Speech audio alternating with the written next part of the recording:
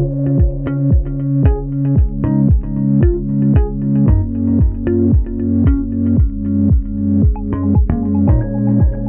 back, new year, new podcast, new podcast place, new guest. We're back from our summer break. Yeah, we hope you had a good summer break too. I'm Lola for those who are new. I'm Sophia. And we are joined by Carmen, Miss Carmen. Yeah, and also Mia, our other third member is sadly not here, but she's editing the video, so she's here with us in Seoul. Yeah. Today we wanted to talk about a little bit more and introduce you to some of the roles at our school, and specifically Miss Carmen, who has been a teacher since the beginning, since the school has been established at our school, and just bring you close a little bit to the leadership of our school and what actually great people are working and are mentoring us every day. Yeah. Because that's very important for our future development. Yeah. So we're gonna start off by our first question. If you could introduce yourself a little bit, especially give a bit detail about your journey growing up in Croatia and then moving to England and how you felt about that. Good afternoon. First of all, thank you for inviting me. It's actually such a joy to experience your podcast firsthand, and I feel very honored for this invitation. Thank you. Yeah, thank you for coming. Thank you for accepting. Yeah. So as you said, I've been in school since the beginning teaching Croatian, but my journey started a long time ago. I was born and raised here, educated here. And I think I've been through all sorts of things common for people of my generation. Education in Croatia back at the day was varied. Coming to think of me in the first grade, actually, we had war going on here, and that affected our start of schooling and maybe increased bonding between people. And somehow being a kid in that period here, I felt a great sense of camaraderie, family, all positive things, and a great joy that we are getting our own new country, even though as a kid you don't understand what that means, because you think, but we have been having our own country anyway. And then growing up in that bubble was always kind of like, but what's out there? What's out there? So as I was getting older, growing, went to high school, gymnasium local, and following that got into university in Split actually to study Croatian literature and English literature, because I was always a bookworm and really interested in books and reading and writing. And then kind of that hunger stayed in me since the early days. Just, I want to go abroad, I want to explore, I want to find out what's there. One of my first journeys was just across the pond to Italy, and I spent there for a month. That was my first pocket money that I earned. I invested it in visiting semi-distant relatives who lived in Italy at the time.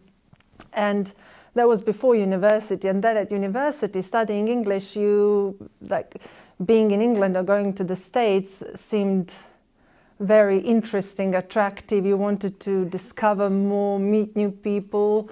But none of that was very articulated in my head at the time. I just had this, I want to see the world. I really want to see the world, because growing up here, you didn't have opportunities like you guys have today.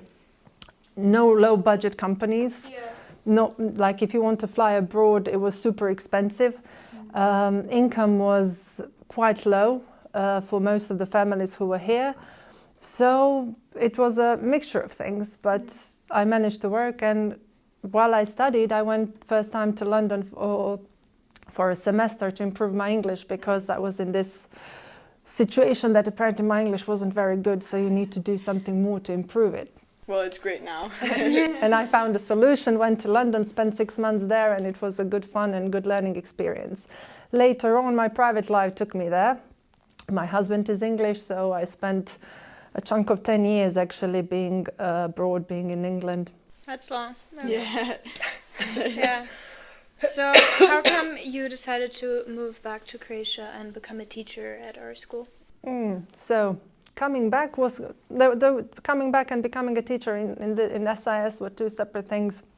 Back at the day, I was a mum of a 3.5-year-old girl, and we thought life is easier, safer, maybe better here. But as humans, we tend to think that grass is always greener on the other side. My husband and I decided to go and try. Right, you can always go and see what it is like. And if it works, it works. And if it doesn't, we'll go back to England before Cecilia needs to start her school. But then from the moment we came here, we just made it work. That meant him traveling a lot for work, and me and Cecilia were kind of finding our ways around. I was a qualified teacher. I taught in England as well for a bit, and coming back here, it was just a new chapter in my life, starting from scratch in a way, and I really was keen to teach. So when I heard Split International School is opening, I was so interested to see what's going on, what the plan is, how would it be. For starters, it was amazing to be part of a community that is a mix of people like myself, with experiences like mine.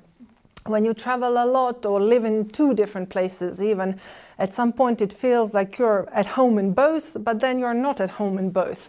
It's a bit of a confusing feeling. So coming back here, I almost relearned to adopt all of the customs here. And I reached out, sent my CV to the leadership. And after my first interview, I got appointed as a Croatian teacher. Well, from the way you're talking about how you like to be involved and meet new people, we can also see that in how involved you were in school. Could you tell us a bit about like what motivates you to go beyond teaching and also just being very involved in school? I guess I don't know. You come to a community, you teach, but when you have an option to do something more because somebody raises a question and asks something, I'm the type. I don't know, maybe going back to my high school days, I remember what stayed with me is in a psychology class once we learned that if a car accident happens, people tend to not to help the victim, not because they're bad people, but just because there is this shared responsibility. And then people just remain silent.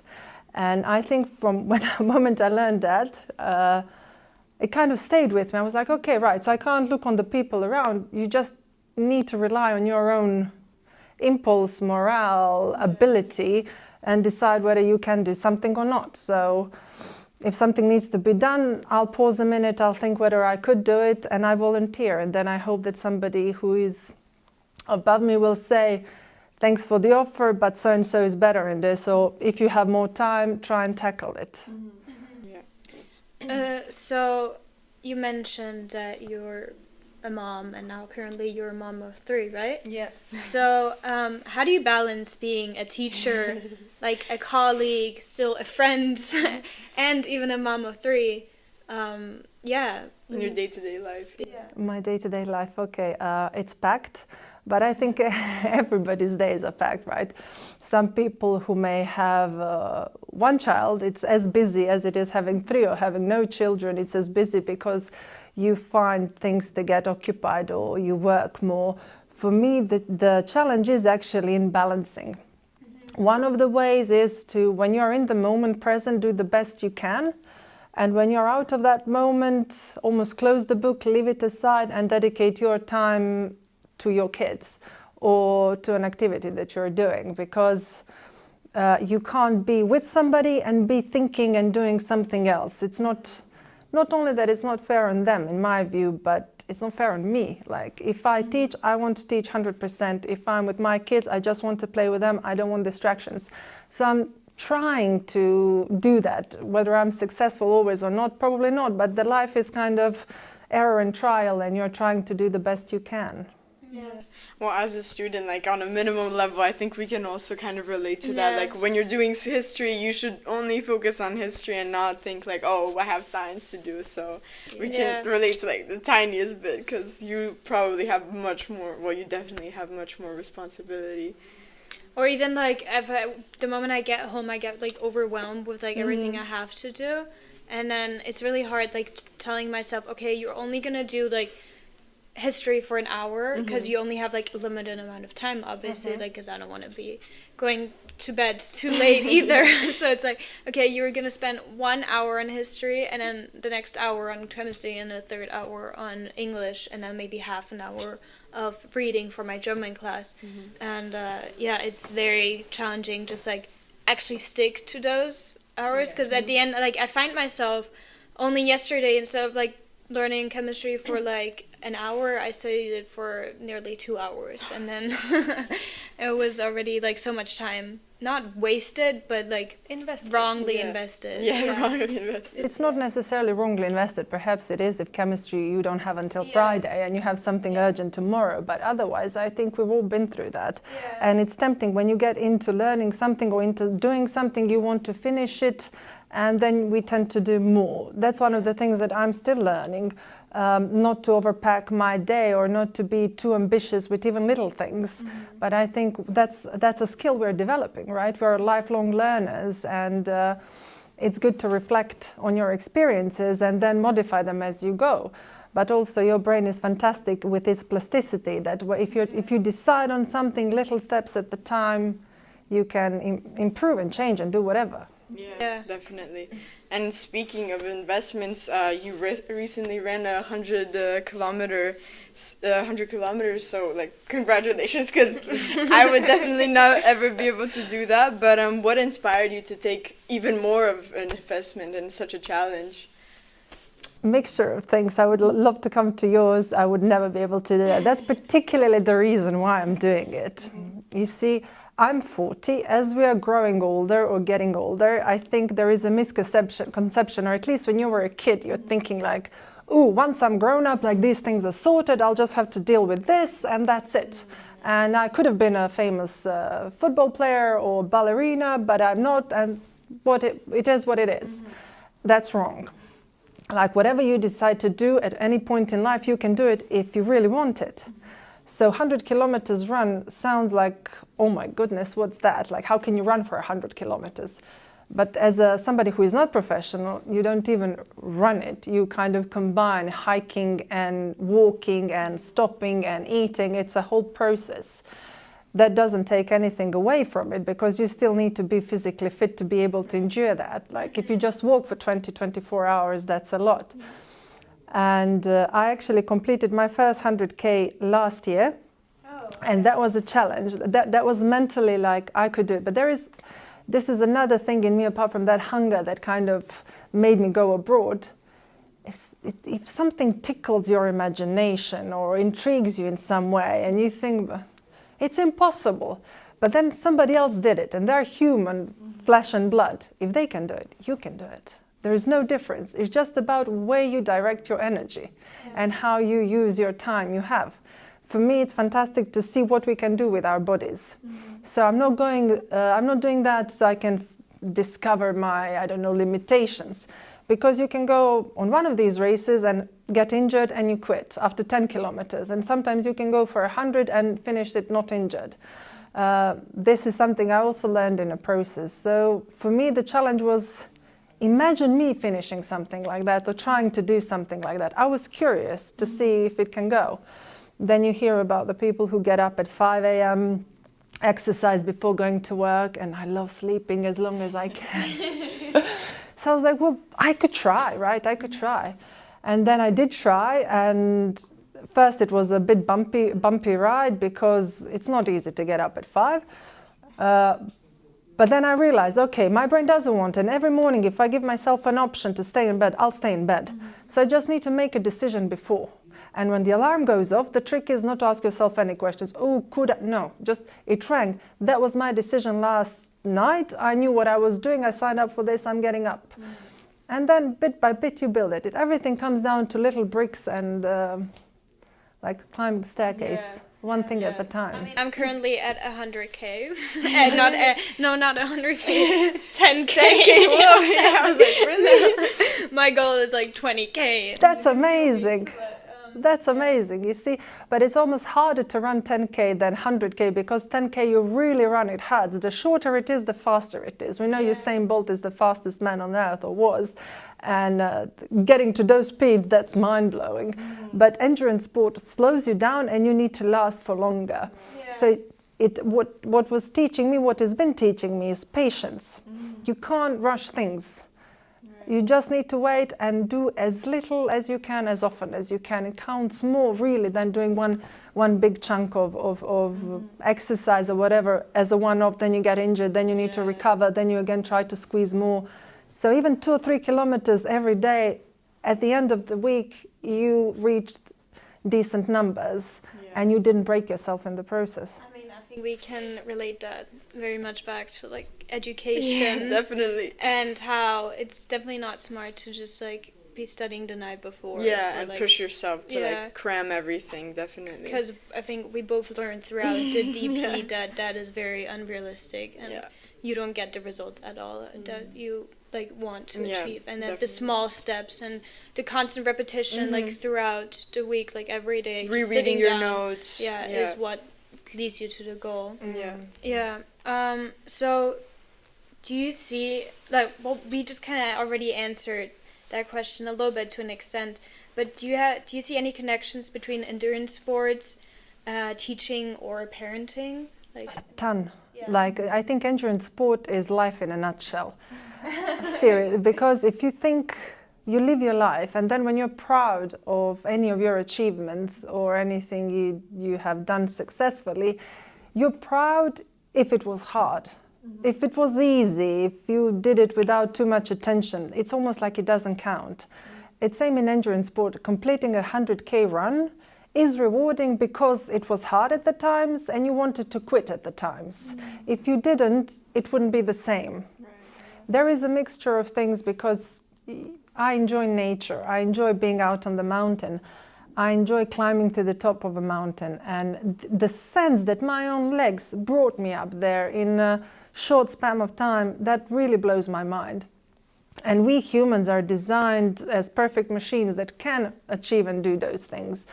And then you go on to a race and it's hard, and the moments that are hard, probably when you're also preparing for exam, even if you cram it the night before, even if you're revising too much in one go, you want to quit. It would be easiest to put the book aside, but you need to finish what you started or else there will be no result. If you were clever and more mature or had previous experiences such as those, then you will nicely put everything in a scheduled time, which is much harder, and some grown-ups really are struggling to do that as well. So it's again a learning process, and I see a lot of it. I can particularly compare it to foreign language teaching.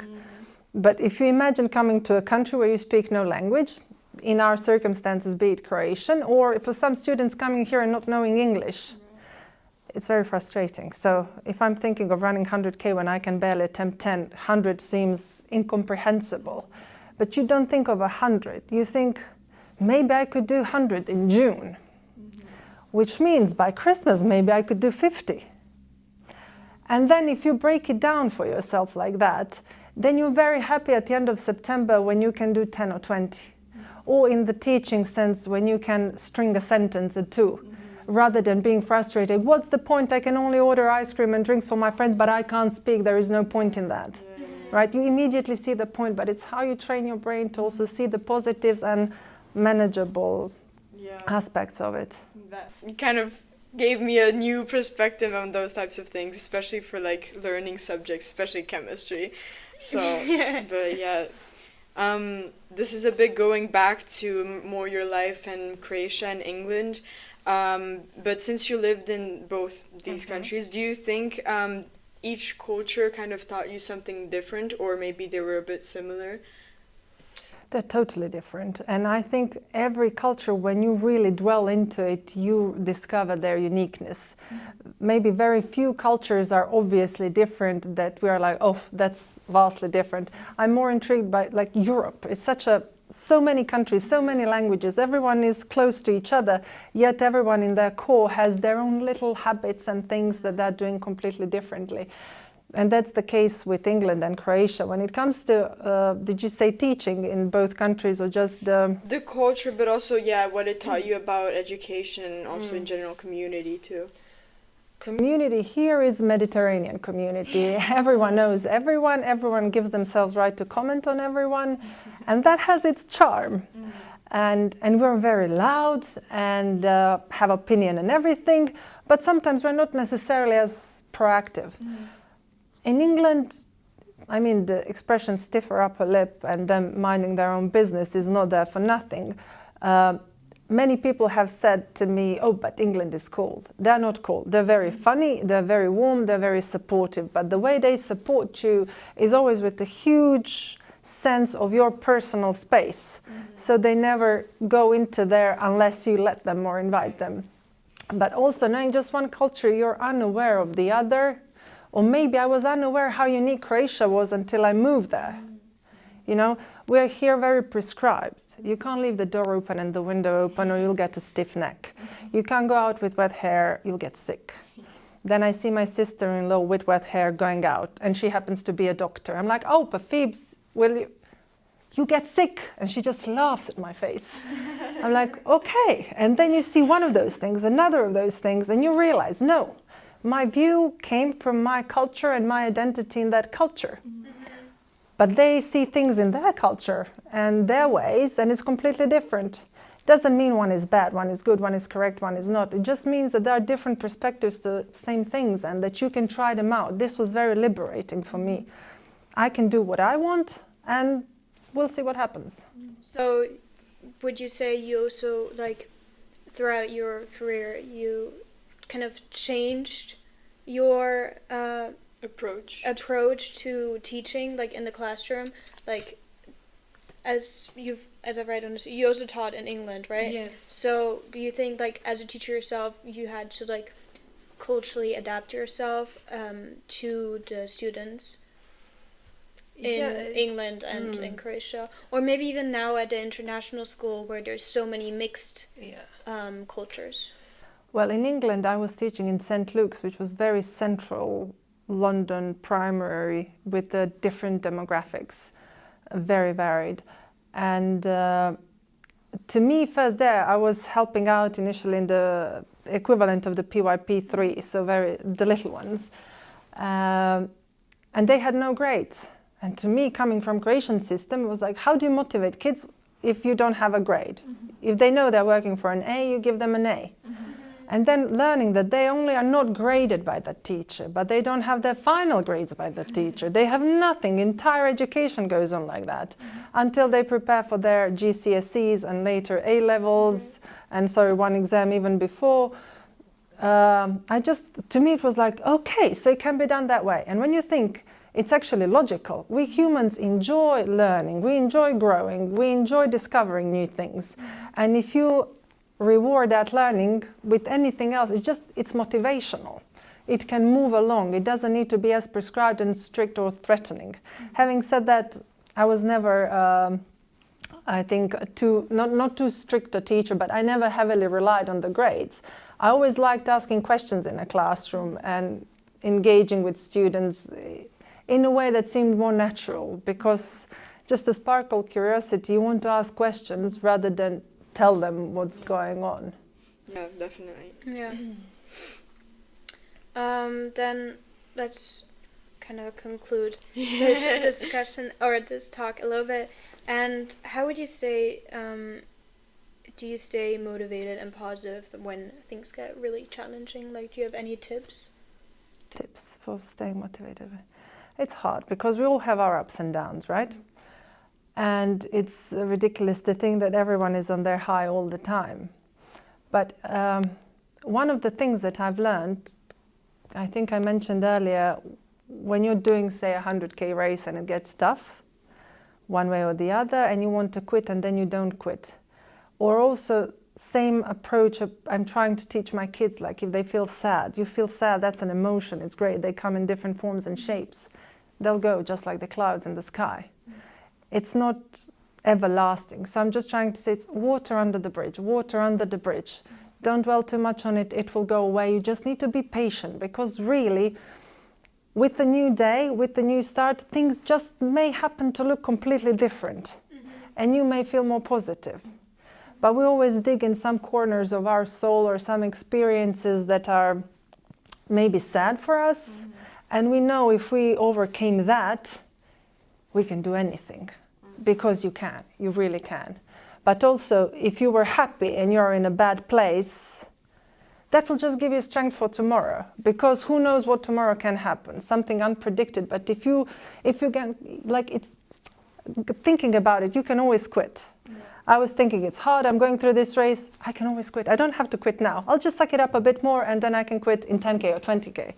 But you just go on and try to kind of push yourself, maybe sometimes with the small and banal things like tricking your own brain into thinking, you'll be fine. In the end, you are. You really are. We're resilient and adaptable. And for our last question, do you maybe have any future goals or adventures or journeys that you'd like to share that you're planning on? Well, journeys in terms of like traveling, moving, that's always kind of, I'm always intrigued to go and visit different places. We have a family trip scheduled hopefully for spring that we should, so we'll take as a family. That hasn't happened in a few years, that we kind of go all together and explore some of my kids' heritage. That should be fun. And for me personally, I really am happy where I live, and I'm really happy to discover some pockets of Croatia that are hidden and not so approachable. And I would like to do this same race again next year, maybe in a better time. So I'm just like, okay, Carmen, let's see if you can do it any faster. That's great. And then, see where it goes and how it goes. That's great. Sounds really nice. Yeah, honestly.